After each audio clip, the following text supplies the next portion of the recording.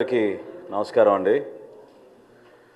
శాసనసభ నియమావళికి వ్యతిరేకంగా, సభ సాంప్రదాయాలు మర్యాదలకు వ్యతిరేకంగా, అక్కడ ఉన్న నిబంధనలకు వ్యతిరేకంగా కనీసం ఇంకిత జ్ఞానం లేని వ్యక్తి జగన్మోహన్ రెడ్డి గారు. ప్రతిపక్ష నేత హోదా కావాలి అని ఆయన డిమాండ్ చేయడం అనేది ఎంత హాస్యాస్పదమో ఈరోజు గౌరవ సభాపతి గారు ఆయన ఇచ్చిన రూలింగ్లో రాష్ట్ర ప్రజలందరికీ కూడా అర్థమయ్యే విధంగా చాలా చక్కగా తీర్పిచ్చారు. ఆ రూలింగ్తో పాటు జనసేన నుంచి మేము డిమాండ్ చేశాం, ఖచ్చితంగా దీనిపైన ఒక చర్చ జరగాలి, కమిటీ ఆన్ ప్రివిలేజెస్కి ఇది రెఫర్ చేయాలి. ఎందుకంటే సభాపతి గారు హౌస్ కస్టోడియన్, మాకు వచ్చే గౌరవం కానివ్వండి, మాకు వచ్చే మర్యాద కానివ్వండి, సభాపతి స్థానాన్ని గౌరవించుకుంటేనే సభ్యులందరూ కూడా అదే విధంగా వస్తుంది. కానీ జగన్మోహన్ రెడ్డి గారు ప్రజాస్వామ్య పద్ధతికి విరుద్ధంగా నోరు దొరికింది కదా అని ఇష్టం వచ్చినట్టు మాట్లాడుకుంటూ తనకున్న మాధ్యమాల ద్వారా ప్రజల్లో ఒక నెరేటివ్ తీసుకెళ్ళడానికి చేసిన ప్రయత్నాన్ని జనసేన పార్టీ నుంచి మేము ఖండిస్తున్నాం. ప్రత్యేకంగా ఈరోజు మా పార్టీ అధ్యక్షులు, రాష్ట్ర ఉప ముఖ్యమంత్రి పవన్ కళ్యాణ్ గారి గురించి ఆయన చేసిన విమర్శలు చాలా బాధ కలిగించినాయి. మన స్థానం ఏంటని నిర్ణయించేది మన ప్రజలు. వై నాట్ 175 అని ఎగిరిన మనిషి 11కి పడిపోతే మతి సీమితం పోయినట్టుంది. ఆయనకు అర్థం కావడం లేదు. పవన్ కళ్యాణ్ గారు ఆ రోజు ఏం చెప్పారంటే, leader of opposition is a status, is a post. దాన్ని మీరు డిమాండ్ చేయలేరు. ఈ 5 సంవత్సరాలు దాని గురించి మర్చిపోండి. మీరు శాసనసభకు వచ్చి చర్చల్లో పాల్గొని ప్రజా సమస్యలపైన మీరు మాట్లాడండి అనే అంశం పైన ఆయన మాట్లాడినప్పుడు ఒక విలేకరి మరి వైఎస్ఆర్సీపీకి 39% ఓట్ షేర్ వచ్చిందని డిమాండ్ చేస్తున్నారు అన్నప్పుడు అది మన భారతదేశంలో లేదు, మన సాంప్రదాయాల్లో లేదు. అది జర్మనీ లాంటి దేశంలో ప్రపోర్షనల్ ఓట్ షేర్ ఉన్నప్పుడు వాళ్ళకి పరిపాలనలోనూ ఆ ప్రజాస్వామ్య పద్ధతుల్లోనూ అవకాశం ఉంటుంది. కాబట్టి నిజంగా మీరు అది కోరుకుంటే జర్మనీకి వెళ్ళి పోటీ చేయమని చెప్పారు. ఏం మాట్లాడుతున్నాడు ఆయన అసలు ఈ రోజున?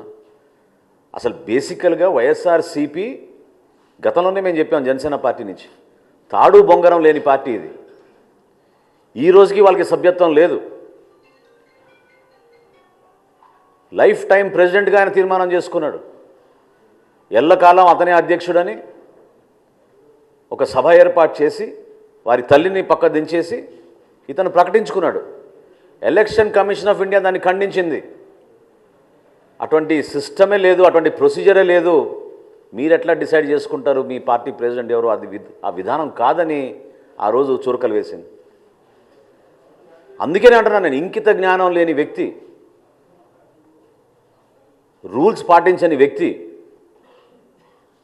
తన సొంత వైఎస్ఆర్సీపీ పార్టీకి సభ్యత్వం లేదు.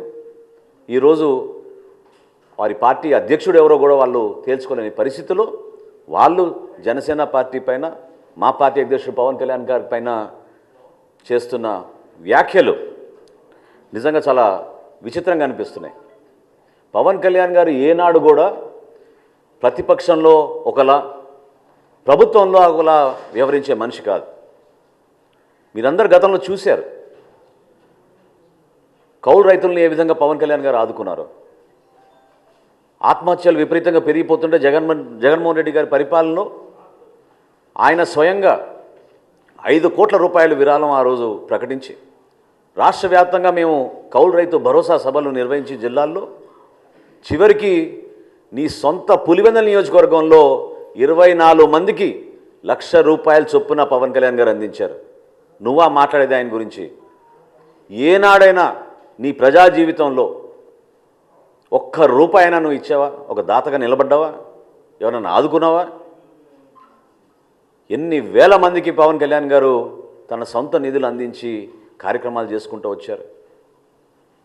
ఎందుకు అంత విపరీతమైన ఆలోచన? ఎందుకు మీరు ఈ రోజున యువత గురించి మాట్లాడుతున్నాడు ఆయన?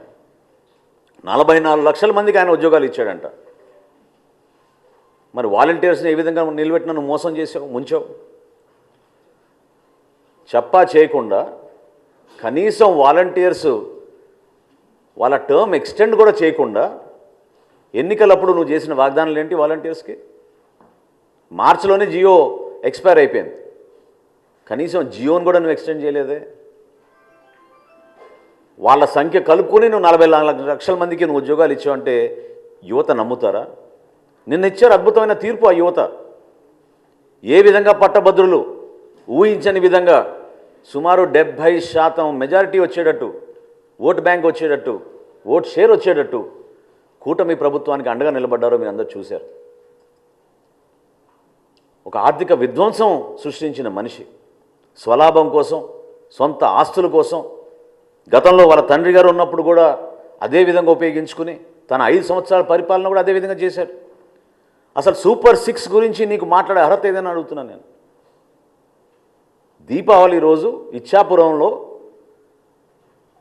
రాష్ట్ర వ్యాప్తంగా ఉచితంగా 3 గ్యాస్ సిలిండర్లు మేము పంపిణీ చేస్తామని సూపర్ 6లో ఇచ్చిన వాగ్దానానికి అనుగుణంగా సిద్ధమైతే ఎంత దుష్ప్రచారం చేశారు, ఎన్నిసార్లు మీరు వార్తలు రాయిపించారు, కావాలని ప్రజల్లో అలజడి సృష్టించారు దుర్మార్గంగా. కానీ ఈరోజు లెక్క ఏంటి? 94,32,000 మందికి ఈరోజు గ్యాస్ సిలిండర్లు ఉచితంగా అందించాం. అద్భుతమైన కార్యక్రమం ప్రజల్లోకి తీసుకెళ్తున్నాం. నీలాగా మోసం చేసే కార్యక్రమం కాదు. ఎక్కడో బటన్ నొక్కేసాం అంటే నిజంగానే బటన్ ఎవరికి నొప్పారో, ఎవరికి అందించారో అనేది దీనిపైన చాలా ఆశ్చర్యకరంగా ఉంది. అదేవిధంగా ఈయన రైతుల గురించి మాట్లాడుతున్నాడు. ఈరోజు శాసన మండలిలో కూడా ప్రతిపక్ష నాయకులు, ఇతర సభ్యులు మాట్లాడారు. చాలా ఆశ్చర్యం కలిగించింది. విలువలతో కూడిన రాజకీయాలు చేయాలి. మీరు అనే ప్రతి మాటకి కట్టుబడి ఉండాలి. ఎన్నికల ముందు ఒక మాట, ఎన్నికలు అయిన తర్వాత ఒక మాట. ఇప్పుడు మీరు 175 నుంచి 11 దిగిపోయారు కాబట్టి మీరు బురదల్లే కార్యక్రమం చేపడుతున్నప్పుడు మేమే ప్రభుత్వంలో వచ్చినాక ఆశ్చర్యపోయాం.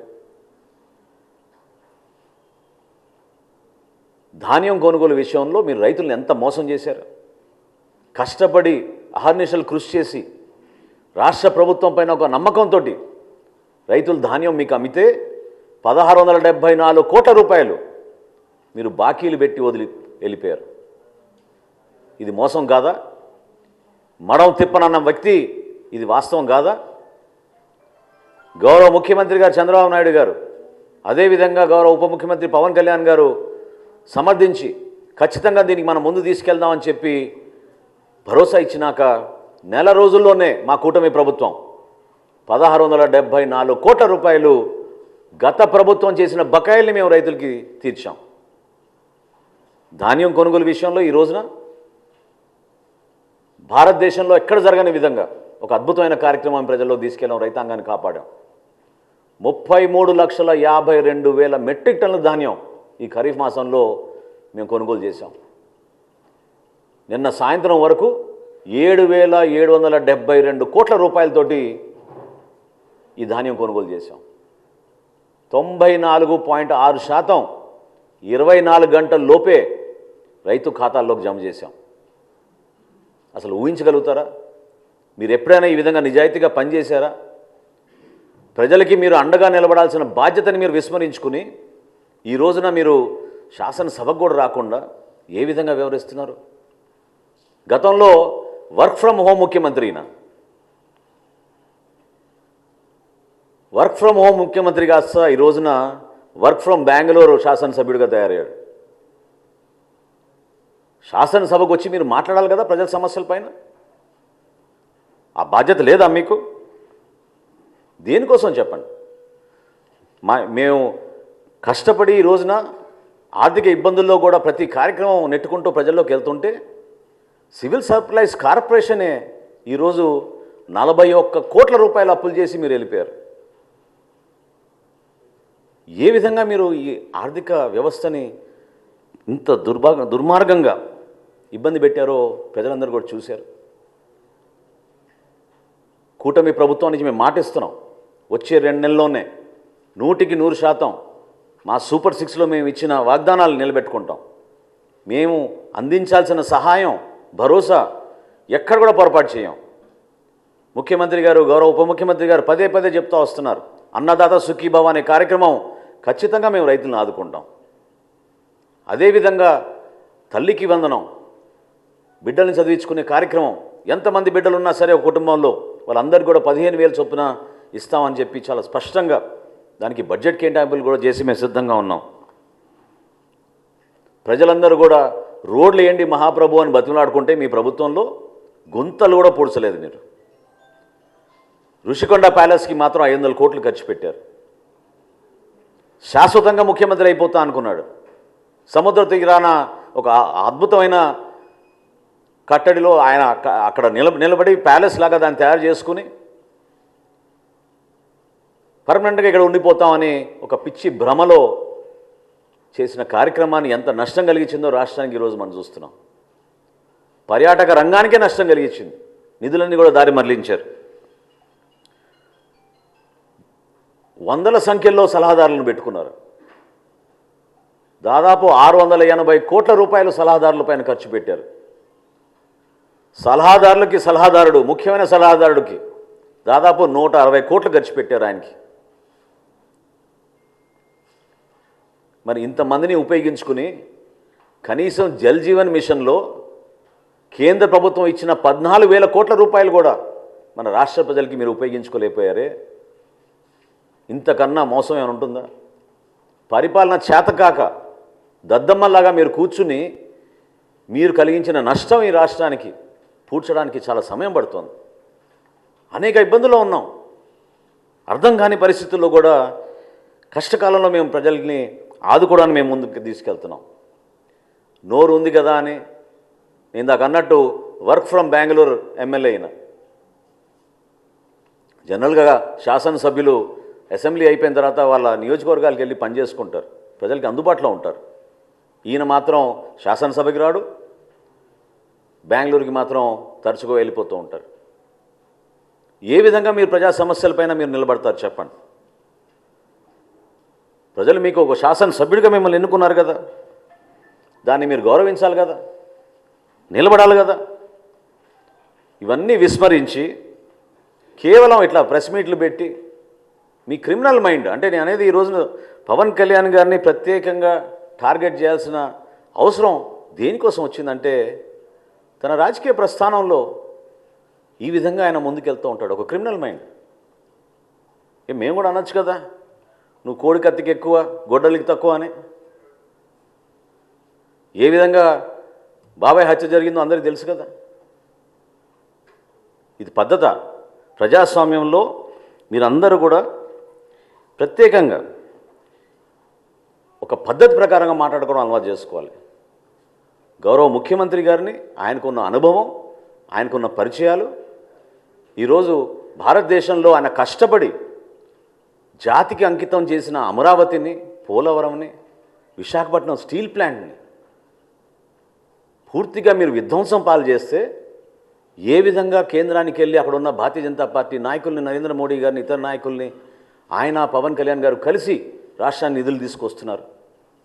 కలిసి పనిచేయాల్సిన సందర్భం కాదా ఇదని నేను అడుగుతున్నా జగన్మోహన్ రెడ్డి గారిని. మీలో ఏమైనా ఇంకిత జ్ఞానం ఉంటే రాష్ట్ర ప్రజల పక్షాన్ని నిలబడండి. అభివృద్ధి కార్యక్రమాల్లో మీరు పాలు పంచుకోండి.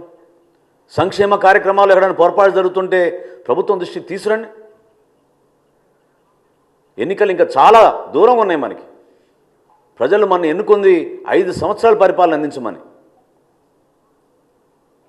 అంతేగాని నోరు బారేసుకుని ప్రతిసారి మాట్లాడితే మాత్రం జనసేన పార్టీ మిమ్మల్ని ఈ విధంగా మీరు చేస్తున్న ఈ కార్యక్రమాల్ని ఖచ్చితంగా ఖండిస్తాం.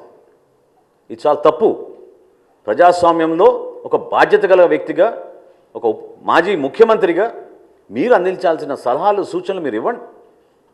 వ్యక్తిగత విమర్శలకి కించపరిచే విధంగా దానివల్ల మీకు ఏదో ఓట్లు పడిపోతాయి అనుకుంటే మాత్రం నిన్నటి ఎన్నికలే మీకు దానికి నిదర్శనం.